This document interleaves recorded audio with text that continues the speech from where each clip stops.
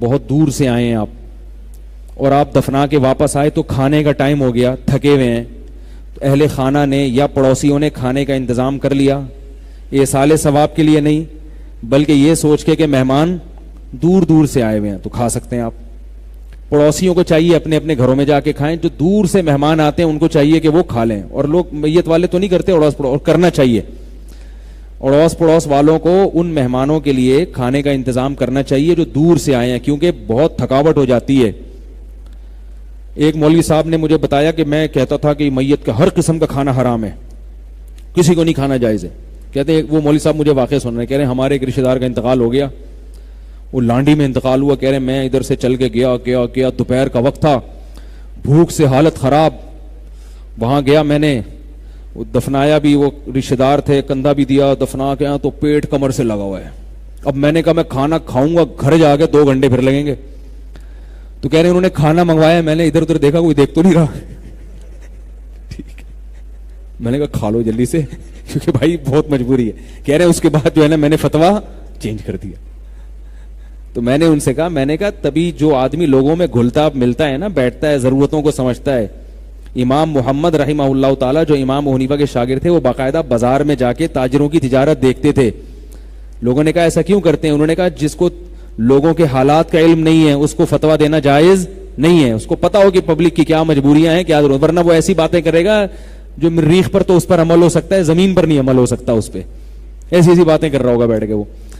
تو وہ جو لوگ دور دور سے آئے ہیں وہ بیچارے مجبور ہیں, ان کو کھلا سکتے ہیں, باقی لوگوں کو چاہیے اپنے اپنے گھروں میں جا کے کھائیں. جو حدیث میں آتا ہے کہ جہاں بھی ذکر کی مجلس ہوتی ہے, اللہ کا نام لیا جاتا ہے, تو فرشتے اس مجلس کو ڈھانپ لیتے ہیں اور ایک ان کی یعنی ایک دوسرے پہ پاؤں رکھتے رکھتے وہ آسمان تک پہنچ جاتے ہیں, پورا تانتا بن جاتا ہے فرشتوں کا. تو یہاں ذکر سے مراد ہے کسی بھی طرح سے اللہ کو یاد کیا جا رہا ہو, چاہے وہ درس قرآن کی محفل ہو, چاہے وہ علم حدیث ہو, چاہے وہ اللہ کی بڑائی بیان کی جا رہی ہو کسی محفل میں. یہ مطلب نہیں ہے کہ چند لوگ اکٹھے ہو کر باقاعدہ سبحان اللہ الحمدللہ کی تسبیحات شروع کر دیں, کیونکہ یہ رسول اللہ صلی اللہ علیہ وسلم کے دور میں ایسا نہیں ہوتا تھا. کیونکہ حدیث پر تو سب سے پہلے نبی خود عمل کریں گے, صحابہ عمل کریں گے. تو ذکر کے لیے باقاعدہ لوگوں کو جمع کرنا کہ بھئی آ جاؤ سب فلاں تسبیح پڑھیں گے بیٹھ کے, یہ جمع کرنا اور ذکر برائے ذکر مقصود ہو تو یہ بدعت ہے. اس پہ تو وعیدیں ہیں. حضرت عبداللہ ابن عباس رضی اللہ تعالیٰ عنہ نے اپنی آخر عمر میں دیکھا چند لوگوں کو مسجد میں بیٹھ کے زور زور سے جمع ہو کے ذکر کر رہے ہیں, تو آپ نے پتھر مار کے ان کو بھگایا. فرمایا ہم نے نبی صلی اللہ علیہ وسلم کے دور میں ایسا نہیں دیکھا. البتہ یہ جو رقیہ کے طور پر, یعنی جیسے گھر میں برکت کے لیے کچھ لوگ جمع ہو کے آیت کریمہ کا ورد کرتے ہیں, یا قرآن خوانی کرواتے ہیں برکت کے لیے, دکان کھولی ہے یا مکان نیا خریدا ہے اس میں آیت کریمہ ہو رہی ہے, یا تو علماء کہتے ہیں یہ چونکہ عبادت نہیں ہے بلکہ یہ رقیہ ہے. رقیہ کہتے ہیں دم کرنا یا کوئی علاج کے طور پر کوئی وظیفہ پڑھنا, تو یہ جائز ہے. کیونکہ عبادت میں تو ہمیں ثبوت کی ضرورت ہے کہ محمد صلی اللہ علیہ وسلم سے کوئی چیز ثابت ہو عبادت میں. رقیہ یا علاج میں اس کے لیے ثبوت کی ضرورت نہیں ہے, محض ایک برکت کے لیے ایک کام کیا جاتا ہے, بطور عبادت کے نہیں کیا جاتا. تو اس لیے برکت وغیرہ کے لیے اگر کوئی گھر میں لوگ جمع ہو کے آیت کریمہ کا ورد کر لیتے ہیں اس میں کوئی حرج نہیں ہے, یہ جائز ہے. اور میت کے اصالے ثواب کے لیے اگر قرآن خوانی کرتے ہیں تو وہ بدعت ہے. وجہ اس کی ہے کہ میت کو آپ ثواب پہنچانے کے لیے یہ کام کر رہے ہیں اور عبادت کے طور پہ آپ یہ کام کر رہے ہیں, تو اس میں ہمیں دیکھنا پڑے گا کہ صحابہ کے دور میں اس کا ثبوت ملتا ہے کہ نہیں ملتا. تو صحابہ میں ہمیں اس کا کوئی ثبوت نہیں ملتا کہ کسی کا انتقال ہوا ہو اور باقاعدہ اعلان کر کے لوگوں نے جمع ہو کے وہاں باقاعدہ قرآن خوانی کی ہو. صحابہ کے دور میں ہمیں اس کا ثبوت نہیں ملتا, لہذا یہ جائز نہیں ہے. کسی نے میت کو کے لیے دعا کرنی ہے, جہاں چاہے بیٹھ کے دعا کرے. وہ اجتماعی عبادت صرف نماز جنازہ ہے, اس میں جمع ہو کے نماز پڑھیں. باقی انفرادی عبادت ہے, انفرادی طور پر آپ اس کے لیے صدقہ کریں, اس کے لیے دعا کریں, اس کے لیے تلاوت کریں, وہ آپ جیسے چاہے کریں, وہ جائز ہے, اس میں ثواب ملے گا. اجتماعی عبادت نہیں ہے. یہ جو آپ کہہ رہے ہیں کہ بدعت کی 2 قسمیں, بدعت حسنہ اور بدعت سیئہ, تو بدعت حسنہ کے طور پر ہم اس کو لے لیں کہ بھئی اگر ہم اجتماعی طور پہ ذکر کرتے ہیں, اعلان کر دیں بھئی اس وقت ہم فلاں تسبیح پڑھیں گے. اکیلے آدمی کے لیے ذکر کرنا مشکل ہے تو پورے محلے والوں کو جمع کر لی اور مخصوص تسبیح پڑھ لی, تو کیا یہ بدعت حسنہ میں شامل کر کے ہم اس کو جائز نہیں قرار دے سکتے؟ تو یاد رکھیں بدعت حسنہ کی ڈیفینیشن یہ نہیں ہے جو آپ سمجھ رہے ہیں. بدعت حسنہ کہتے ہیں جو صرف لغوی اعتبار سے بدعت ہو, اصطلاحی اعتبار سے بدعت نہ ہو.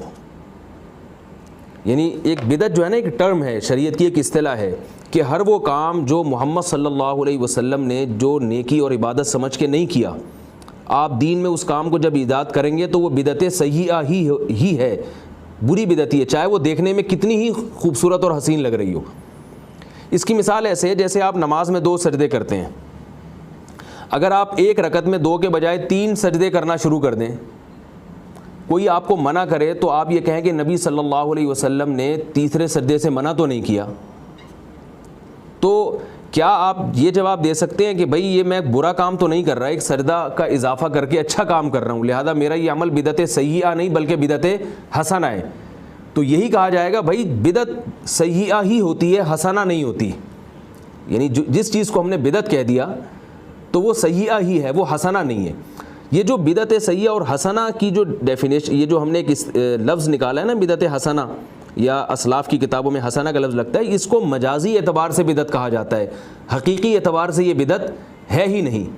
اس کی مثال ہے جیسے مدارس، نبی صلی اللہ علیہ وسلم کے دور میں مدرسہ تو تھا اصحاب صفہ کا، مگر ایسے مینج نہیں تھا کہ اس میں باقاعدہ پیریڈس ہوں، گھنٹے ہوں، اور اصول فقہ ایک استاذ پڑھائیں گے، حدیث دوسرے استاذ پڑھائیں گے، اور جناب یہ تفسیر تیسرے استاذ پڑھائیں گے، عربی گرامر الگ استاذ پڑھائیں گے۔ یہ جو باقاعدہ ایک نظام ہوا ہے جو بعد میں فقہا نے اور مسلمانوں نے شروع کیا، یہ اس کو ہم بدعت حسنہ کہہ سکتے ہیں۔ یعنی یہ ایسا کام تھا جو نبی کے دور میں نہیں تھا، مگر اس کی ضرورت بھی نہیں تھی، کیونکہ اس زمانے میں علم براہ راست رسول اللہ صلی اللہ علیہ وسلم سے حاصل ہوتا تھا، اور عربی سیکھنے کے لیے آپ کو گرامر کی ضرورت ہی نہیں تھی، سارے عرب مخاطب تھے۔ اب جب عجمی لوگ بھی آئے ہیں تو آپ کو صرف نحو کا علم کی بنیاد بھی رکھنی پڑے گی، تو صرف نحو کا علم بھی ایک باقاعدہ بدعت ہے جس کا نبی صلی اللہ علیہ وسلم کے دور میں ثبوت نہیں ملتا، اس کو سیکھنا بھی بدعت ہے جس کا نبی صلی اللہ علیہ وسلم کے دور میں ثبوت نہیں ملتا، لیکن یہ بدعت حسنہ ہے اس لیے کہ یہ لغوی اعتبار سے ہم اس کو بدعت کہہ رہے ہیں، صرف اس اعتبار سے ایک نیا کام ہو رہا ہے، تو ہر نئے کام کو بھی بدعت کہہ